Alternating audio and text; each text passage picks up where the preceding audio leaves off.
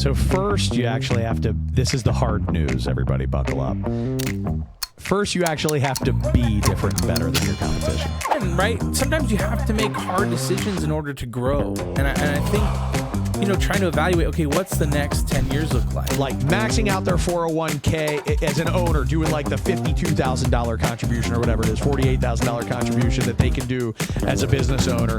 Plus, taking all this money out of the business and then investing it in crypto and the stock market and stuff like that. I'm like, are you going to spend any money on your business? Because that's the one you control. Are you ready to feel like it's Friday every day? I'm Mark Labriola II, and this is the Friday Habit. We interview experts to learn how to bring excitement, possibility, and sweet, sweet relief into every single day, no matter what day it is. If you're a small business owner, entrepreneur, or agency leader, get ready to grow your business, lead with purpose, and build a life you love. Welcome to the Friday Habit. All right. Back at you with another Friday Habit, or as I like to say, Friday Habit. And today we got an awesome guest, Chad Prinkey. He is the Stinky Prinkey. And he's the founder and CEO of WellBuilt Construction Consulting and author of the Amazon bestseller, WellBuilt. Chad walked away from a seven figures, okay? Not six, not five, 7-figure book of business to fix the broken systems he saw in his industry. And now he helps leaders build high-margin, scalable companies even in the toughest environments. Chad knows what it takes to create sustainable growth that lasts. So, Chad, welcome to the Friday Habit. Thank you, Mark. I appreciate it, buddy. And I haven't heard that nickname since middle school. Brought me back, bro. Oh, sorry about that, dude. I don't want to bring any traumatizing. No, not at all. Middle school was awesome. I was relatively popular despite the nickname. Okay. There you go. That's awesome, man. Where did you grow up? All over the place, actually, man. I grew up, I'm originally from Pittsburgh. And then due to my dad's work, we ended up moving to like mid-state New York and then down to Kentucky and then over to Germany and then back to Pittsburgh and then to Maryland all before I graduated. Oh, wow. So, yeah, that was like so what has the home vibes, like Pittsburgh. when you go okay, Pittsburgh. Because where are you now? I'm in Maryland. I live north of Baltimore, and I've been here a long time now. I finished high school here. I've been here for over 20 years. It's been great. Oh, but, nice. I'm very much a fan of this area, but yeah. Dude, I was just out there I was maybe 2 months ago. I was out there, got me a big old table full of blue crabs, and I was just cracking and eating and sucking. It was the best. Dude, it's a religion around here. There's no doubt about it. Everybody has their favorite seasoning. I know I have mine. I've got what are you going? Are you going Old Bay? Are you going, Old Bay. Old Bay. Old Bay's for visitors, bro. Old Bay. Yeah, no, I'm a Bill's Crab Terrace Inn guy. Bill's Terrace Inn. Okay, dude. Where can I buy this? Like on Amazon or something? You can buy it on Amazon, actually. Yeah, BTI seasoning. Yeah, that is the bomb. I got a buddy who does a crawfish boil a few times a year, and so I'm going to roll in with the BTI and be like, I don't know how it goes on crawdaddies, but I know it is the thing for crabs. You want dude, blue crabs? I'm sure it's amazing on crawdaddies. It's got to be good. You're right. It's got to be good. Gotta be. But it's a very unique seasoning. I'm telling you that the nuances are real around here, and it's like you buy them, you steam them, you get your own seasoning, or you're the lazy schlub that goes buys them steamed. That's that guy. Yeah. No, not me. But when you need to fix, you don't want to do the thing.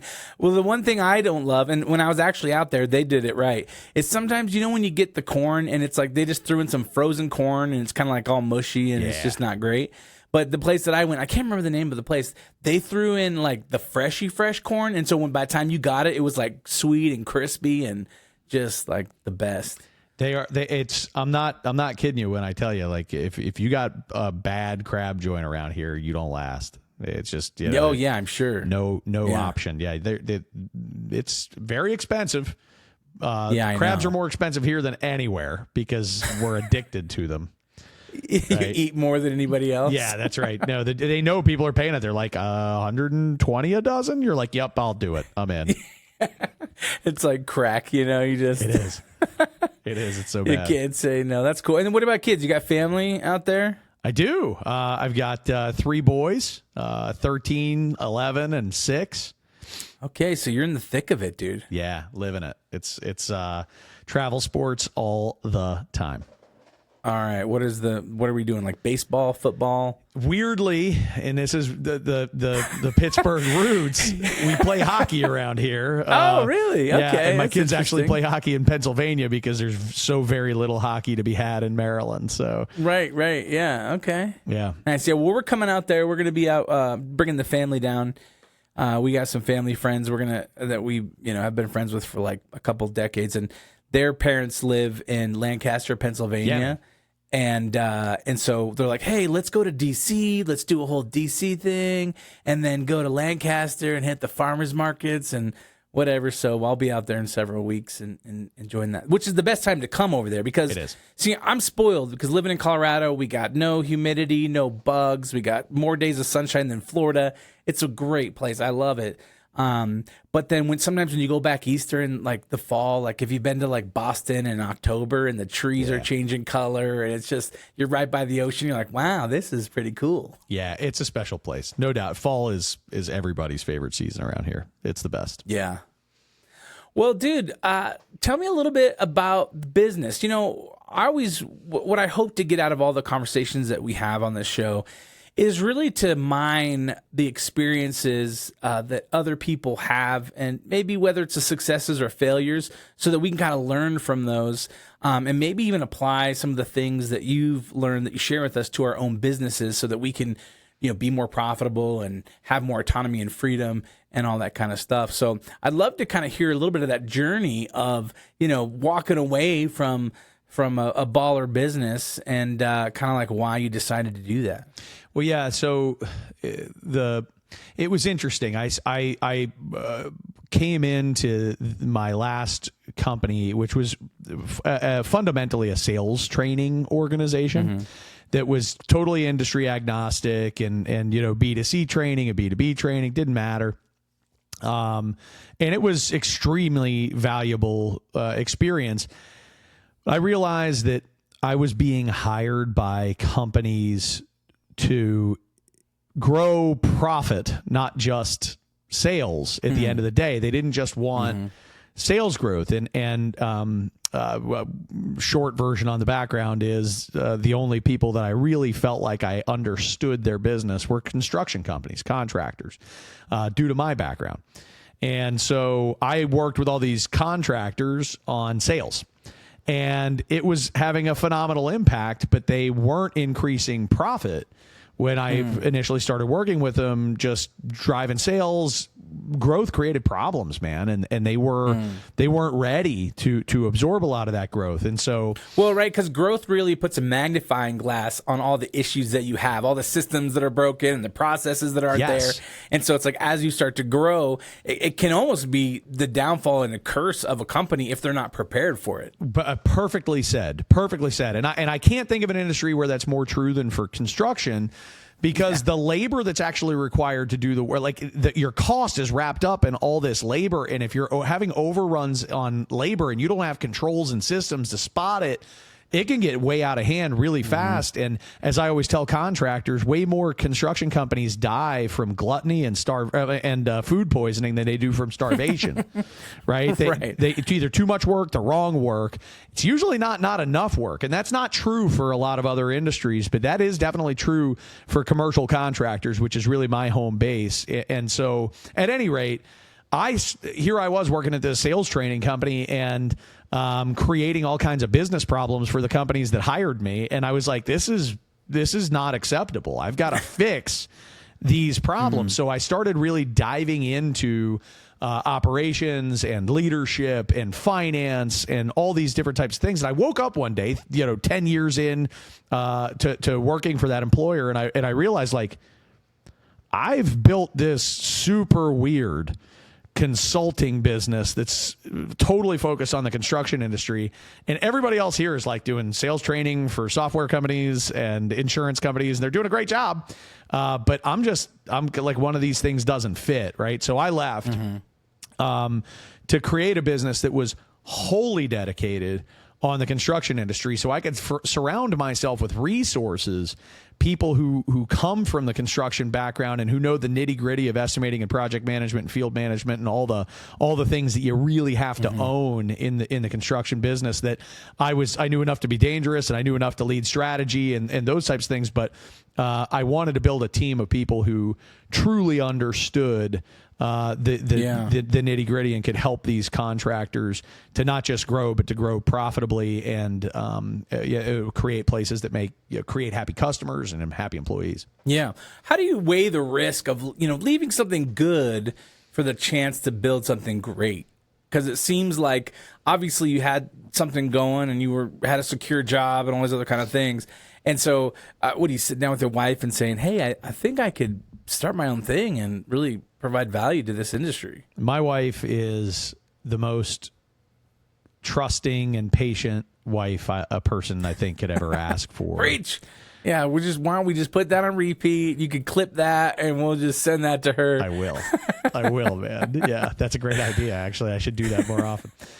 But so yeah, I mean, totally. You have a conversation. I had a conversation with my wife and laid out the. I think it was mostly based at the time a little bit less on the vision of what I could do, and a little bit more on the frustration of what I wasn't able to do within an environment where I just didn't have the tools, the resources. There's constraints about who you can offer as a vendor or X, Y, and Z. I get that. I mean, that totally makes sense. And so the original sort of decision was born maybe a little bit less out of like, look at this amazing thing we could go create, and like, I know exactly what the hell I should be doing and I'm not, and I need to fix that. And so the motivation was kind of, which is an interesting thing, right? Because if you look at human psychology and our desire to either pursue pleasure or avoid pain, pain avoidance is a much stronger driver of action. Right. And were I not experiencing the various pains that I was experiencing and working for that company, I don't know that I would have pursued anything greater. Do you know what I mean? I don't know that I would have. I don't know that I would have done that. But I'm certainly, in hindsight, right at the time, I was super mad. Yeah. Right, I was like, this guy's a jerk, or whatever. But as time has gone on, I've learned to be very thankful for those issues that caused me to start that fire and leave. And so the other piece of it, man, is that it was relatively low risk because. At least in my brain, you're like my wife's heir to the Walmart, thing.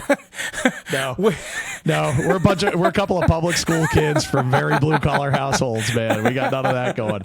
Okay, but no, it was relatively low risk, and I'll tell you why. Is because I had 100% certainty that I could sell and grow a business, so that like the worst it would ever get is I was just replicating, like, because essentially where I was, it was just me. I was over in this corner doing this really weird thing that nobody understood, and I was like, well, I can go do that on my own right now because I've been doing that on my own for the past 13 years, so I'm good. So I knew I could go and do that. Now. I couldn't work with any of my past clients for a period of time, right? I had some limitations. Right. So there were those hurdles to overcome, and those fears to overcome. But press forward nonetheless. Because I knew the worst thing that would happen is I'd sell at least up to the book of business that I was able to manage already by myself, and I would do that by myself. But that wasn't the goal. That wasn't the vision. It was just kind of like when I did the worst case analysis, I was like, dude, I can get here in 2 years. Give me 2 years and I'll be squared away. Yeah.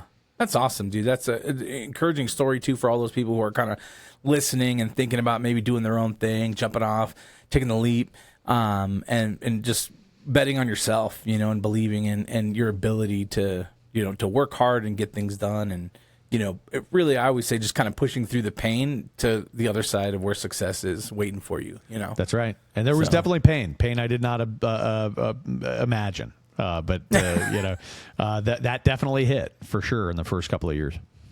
Yeah, what kind of pain? Like, were you saying like just financial, or just trying to, build something that kind of from the ground up, or what? So I think the first issue was financial, just, going from steady income to nothing. And feast or famine. Absorbing that. And then the second issue, without getting into much detail for all kinds of good reasons, were legal.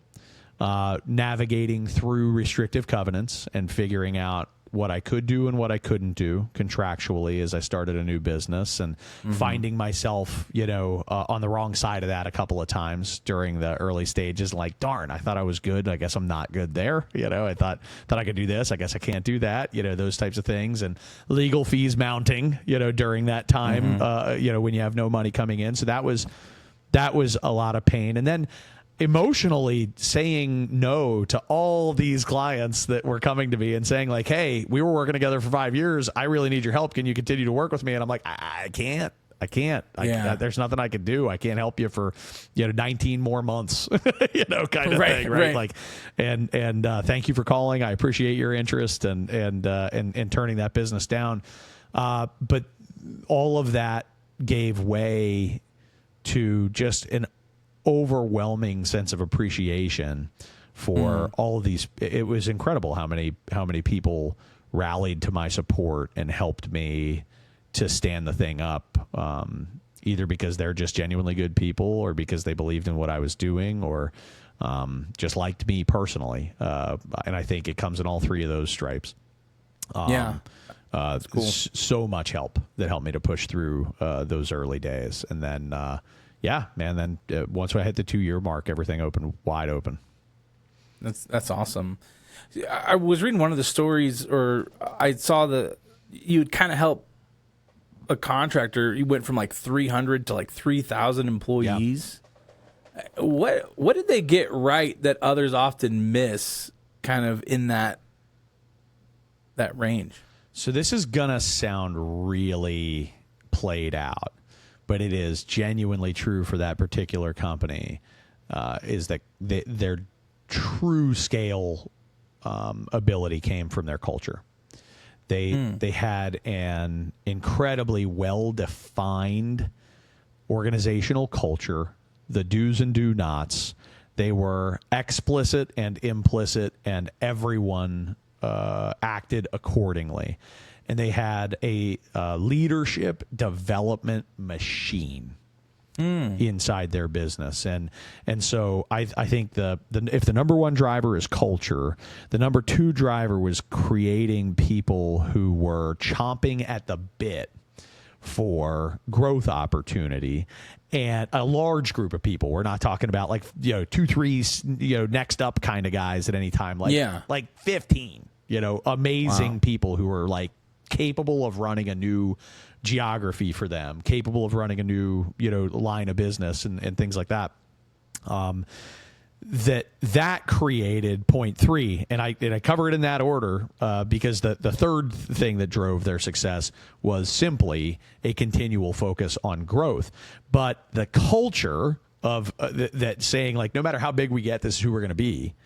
And the leadership development machine that was saying, we need to grow so that I can level up and do the thing that I really passionately want to do, created the third thing, which is just a constant growth engine where it's not growth based on like the back of a top salesperson or 3 top salespeople, but an army of people who are committed to growing this business and taking it to the next level. And today, those are outdated numbers. Today they have about 4,500 people. Wow, that's amazing. Yeah. How do you help leaders build teams then that scale with the company instead of kind of burning out as it grows? So I think training on leadership, mentoring on leadership, like to me, the scale all comes down to, well, there's several things that go into scale, but one of the critical aspects in scaling is that, you can't really scale past your leader's ability to manage, to lead that effort. Yeah. And companies that struggle, that are bumping up against a limit, what I think one of the things they have wrong is that they've got this mentality of like, well, I've got my right-hand guy, and that's going to be the person that helps me to scale this business. You're going to need a lot more than one. You're going to need a whole team of leaders, and leaders come in different, shapes and sizes. You have your like high-end strategic leaders. You have your in the trenches, day to day, make sure everybody does their job at a high level leaders. And you have to have them all the way through your organization. So you can't just kind of have this mentality of, I'm on succession, right? I'm the CEO and I know who my right hand is going to be. And so I've got my succession plan. Nah, man, succession is so much bigger than that. It's who's going to step up as the next field manager? Who's going to step up as the next superintendent? Who's going to step up as the next project manager? Who's going to step? You have to have answers to every one of those questions, which means we have to be cultivating leadership at the appropriate levels all the time. And so that I think is how you can scale without burnout, because burnout tends to come from putting way too much responsibility on a very small handful of highly capable people. Right. Well, yeah, and there's that because hiring is hard, right? I mean, sometimes you have to go through a lot of crappy people to get to the gems, And so, I feel like people wait too long to bring in more people because of the headache that comes with maybe hiring, or really wanting to stretch your resources as thin as you can and use everybody that you have there to maximize profits and margin and things like that. I guess one of the other things I was thinking about as I was kind of researching you and looking into some of the stuff you've written and whatnot, you say that competing on price is a trap, and there's like a smarter way to kind of position value.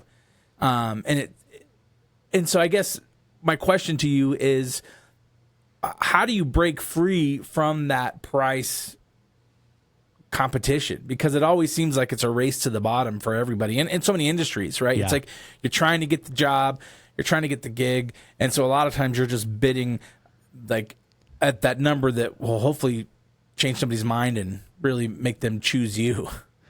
So first, you actually have to, this is the hard news, everybody buckle up. First, you actually have to be different and better than your competition. I'm not going to pay you more if you're not different or better. Right. Fundamentally, if that's not there, you're going to be competing on price. Now, of course, everybody thinks they're different and better, but you have to go and get objective proof that you're different and better. You have to understand what your competition is doing. You have to understand how they're perceived by their clients and your shared clients. And one of the beautiful things about the construction industry, and I know it's this way across lots of other industries as well, but it's just, again, the only one I feel qualified to really talk about aside from consulting.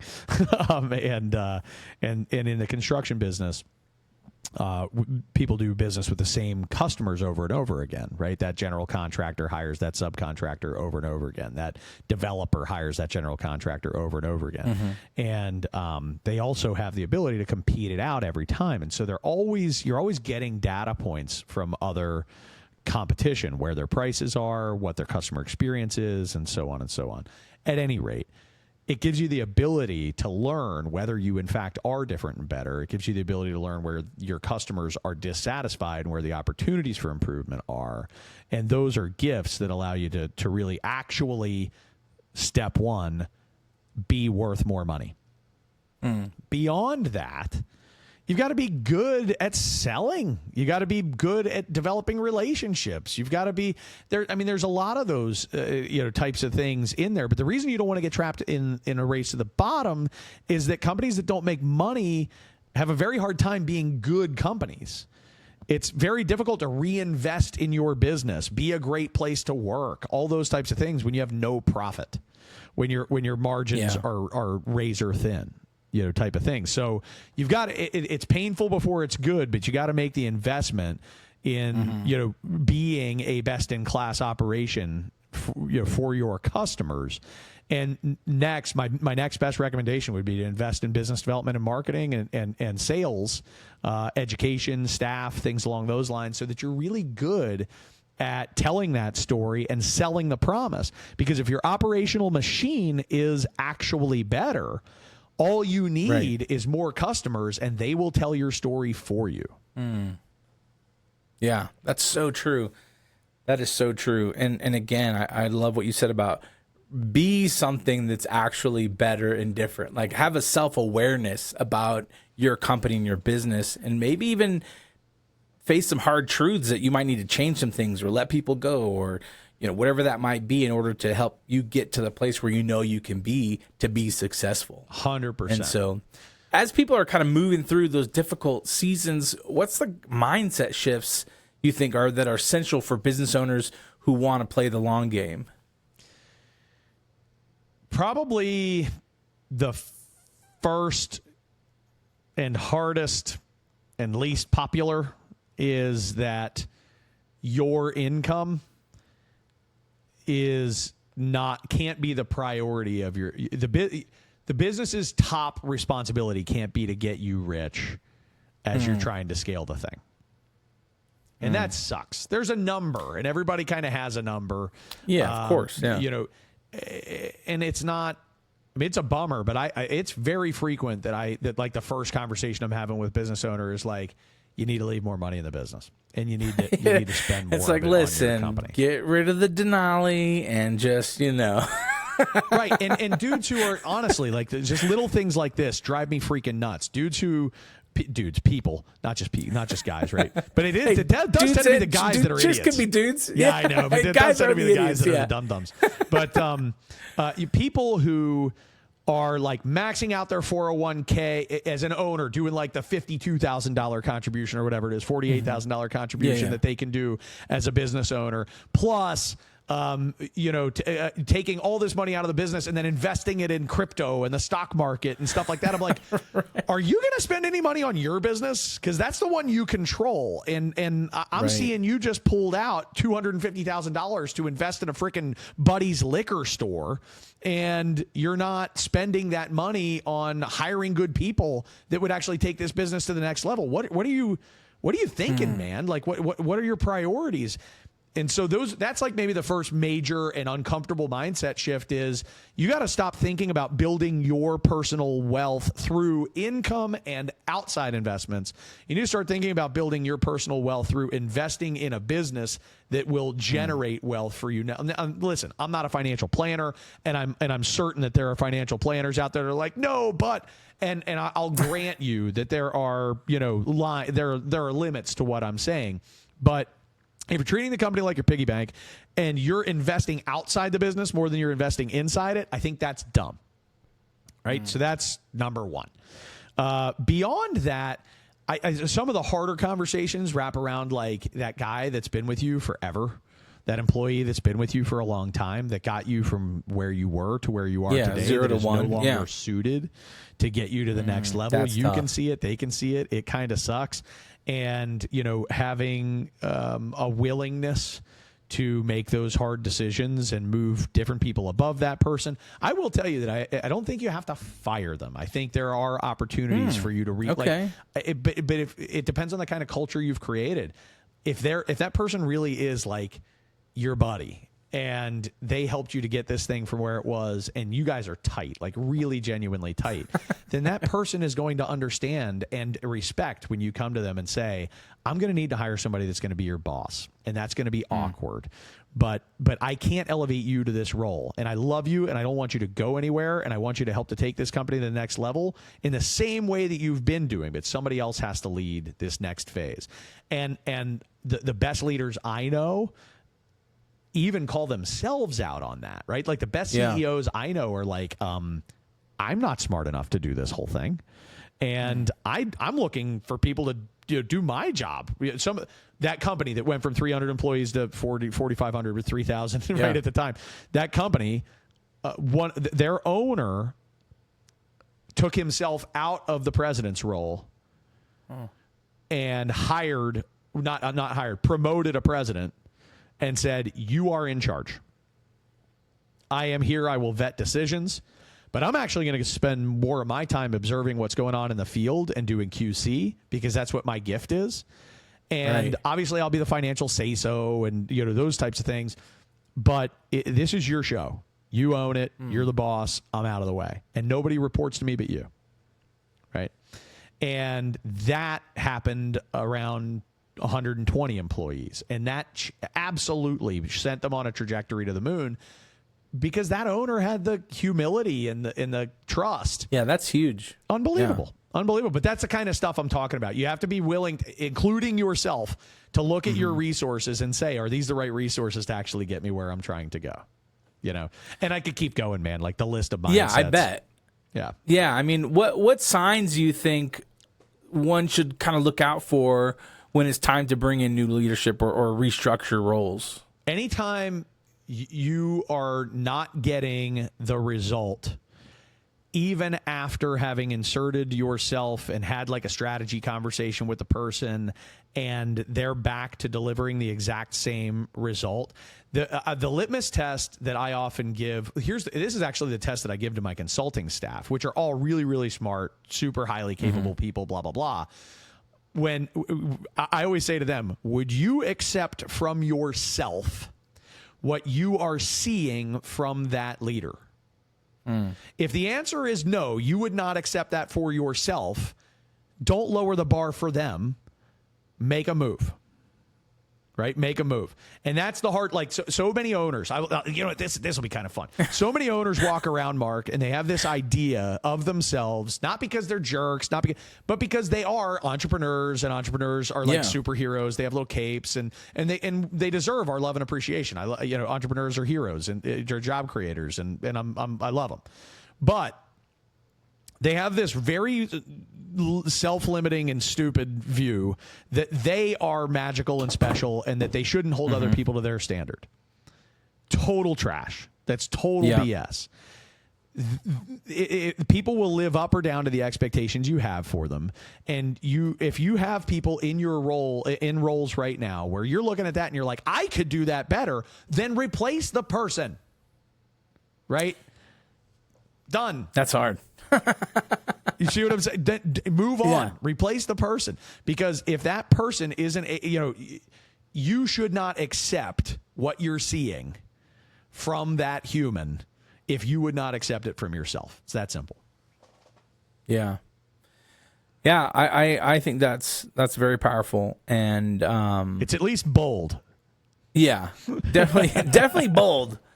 But again, right, sometimes you have to make hard decisions in order to grow. And I think that's the biggest thing. I know even for me, we just celebrated our 10-year anniversary and, trying to evaluate, okay, what's the next 10 years look like? And say I want to remove myself from this business in the next 5 to 7 years. Like, where does it need to go? And how do I get it there? And then what talent and who do I need to be here to help get it to that place, And so again, as a leader, sometimes you have to have that self-awareness to know when maybe even you might be the bottleneck in the processes and having to remove yourself from it so that you can grow and take things to the next level. Yeah, so, man. Yep. It is scary, but it's true. Yeah. It's just part of life.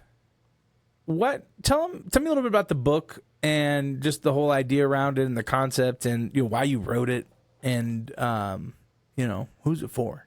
So at the time that I wrote the book, which was, I'm 3 years, took me 3 years to write the book. But at the time that I started writing the book, to the time I finished writing the book, I had worked at that time with about 240-ish contractors and over the course of my career. And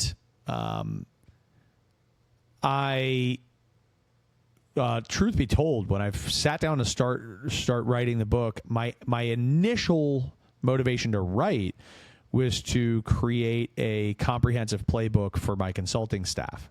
That was actually what I was doing. I wasn't trying to write a book that I would sell or publish. And as I it didn't take long. I was about 60 pages in. 60 words. I was about 60 pages in. 3 years to write 60 pages. 60 pages. I was about 60 pages in. No, it was like a week to write 100, and then everything else took forever. But when I was about 60 pages in, I had the realization of like, this is actually a book. Like, this can be the playbook for my consulting staff, and it'll be an important read for anybody that's coming onto my team. But this has potential. And so what the book's all about is, in my time of working with those 200 plus contractors, a very small handful of them, but very, very special handful of them, I would honestly tell you, kind of like taught me more than I taught them. And things that I was observing that just represented excellence in operations, in sales, in leadership, in business strategy, and things along those lines. And so what I wrote the book to do was to bring some structure and order to what I was seeing as the common threads in what the top 2% of contractors that I'd ever touched were doing. And so I laid them all out, and I did a whole analysis. And I looked at all serial these killer board. Yeah, totally. It was one of those kinds of things. And I looked for the common threads, and I surfaced the common threads, and those served as my as the the 6 systems that I write about in the book that these companies nail. And so emulation of these habits, and that it objectively creates incredible success for construction companies. And again, as I mentioned to you, like, it's the only kind of company I feel really qualified to advise. But it's funny, like when you said, hey, I'm trying to get my business from here to here, I'm trying to exit in 5 to 7 years, blah blah blah. I started thinking about your business, and I'm like, dude, I don't know where to start. I'm stuck. I have no idea. But when I run into that with 80 employee electrical contractor, I'm like, show me an org chart and I'll tell you exactly who you need to hire in what order over the next 3 years. Like, I know that. I have the facts. And that is maybe another piece is like, get help, man. Find people who've been there, who've done it, who know exactly what it looks like, and who didn't just do it themselves, but who've ideally helped lots of companies to do it. Because no two companies are exactly alike. Yeah. So what are the 6 systems? Like, what are those 6 bullet points? So the first is installing a foundation in your construction business, and what that really ultimately, I won't have to tell you the chapter names. I'll just tell you what the hell it means. So the first system is total financial ownership and transparency. There are so many business owners, and again, I don't know if this is true outside construction. I imagine it is, but so many business owners, right? Yeah. So many business owners that don't have a handle on their numbers. And construction numbers are complex. They're hard. Oh yeah. It's difficult. You've got WIP, and you've got all kinds of stuff I don't need to bore your audience with. But construction is difficult. Materials, contractors, subcontractors. I mean, it's equipment rentals. I mean, it's wild, I'm sure. Totally. It's hard to keep a handle on it. And there are some best practices that if you don't have in place, you don't really know the health of your business. And if you don't know the health of your business, I can't tell you how many times, man, companies will come to me and they'll be like, I want you to help us to build a strategic plan. And I'm like, all right, cool. Let me dive in and take a look at what's going on in your business. And I come back to them after 3 weeks and I'm like, we're not doing a strategic plan. You're getting your finances straight. That is our first step, because I know you want to dream big, and I know you want to, you read Traction and you're all fired up. Like, it's super, right? Yeah. Like, you don't know your numbers, Sparky. So get a CPA. Yeah. I'm like, we're going to spend the next 3 months getting your financial house in order. And then we can start having big dreams if you can afford them. Right. So we got to figure that out. So that's the first thing. And it mostly does surround finances, but it also surrounds like having internal communication cadences and just the structures that if you put in place will ensure that you have a good, firm grasp on all of your get work, do work, support work, functions every week inside your business. So that's what that's about, right? The second system is about your clear strategic direction, vision, mission, values, relatively standard stuff upon reflection. Yeah. But it's also, there are some nuances in construction that make it, kind of especially important to say what work we want and what work we don't, that kind of stuff. So the next piece is excellence with people. And this is everything from your training programming, your onboarding, your cultural standards, leadership development, succession planning, all those types of things. Beyond that, it's how you get work. It's how you feed your system, right? And then we look at operational excellence as a whole focus. Like, this is that piece about like actually being different and better than your competition. And then lastly, we talk about all the things that you're doing to extend your advantage, which is like reinvesting in your business and, where you reinvest and how you reinvest very much matters in construction. There are some boondoggles one can chase. And, in the book, we help people to avoid that and put their money where the returns really are. Yeah, I love that. It's great. Thanks so much for hanging out with me. I've really enjoyed our time chatting and just hearing about just your life experiences and then just all the things you've created to really help an industry be successful. And so I really appreciate that. I like to leave everybody with kind of an action item, like something to say, hey, starting next week, what is the one thing that we can do or practice that can put in action some of these things or help us build a more well-built company, Here's one that I think guides so much positive decision making that I'll leave you with. Build your 3-year org chart. Build your 3-year org chart. Go ahead and take a draft at, if you were the company that you want to become in 3 years, what would your organizational chart look like? Leave names off to the side. Just lay out what roles would exist in that company 3 years from today. And then allow that to cause you to ask, what would need to happen to turn that into a reality? That's great. Thank you. Build your org charts, everybody. Because then, too, you can kind of work backwards, right? Okay, how much money do we need to make in order to hire this role or this position? Okay, great. Well, where do we go get that money from? And it kind of spurs a whole other conversation and starts putting things into action. So I've never heard that before. That applies to my business, and I'm not even in construction. That's awesome, man. That's great. Hey, where is the best place if people wanted to connect with you or buy your book, or if this resonates and they wanted to figure out how to go to the next level? What does that look like? Yeah, man. Home base is the website, wellbuiltconsulting.com. That is the number one place where you can kind of jumping off point. You can engage with us all across all of our things there. We've got a couple of podcasts. We've obviously got the book. We've got a newsletter. And our team is super active on LinkedIn and creates all kinds of really interesting, useful content, that reaches across industries, certainly aimed at the construction industry, but that could be useful for all. So, but yeah, home base, wellbuiltconsulting.com. Awesome. Well, hey, thanks for tuning in to the Friday Habit. If you go to thefridayhabit.com, you can find show notes for this episode, and there you can also find links to our websites and ways to get in touch. At the bottom of the page, you can download our guide to the Friday Habit system. And that's going to help you set aside one full day dedicated working on your business instead of always in your business. You can reach us at hello@thefridayhabit.com. And until next time, remember, live every day like it's Friday.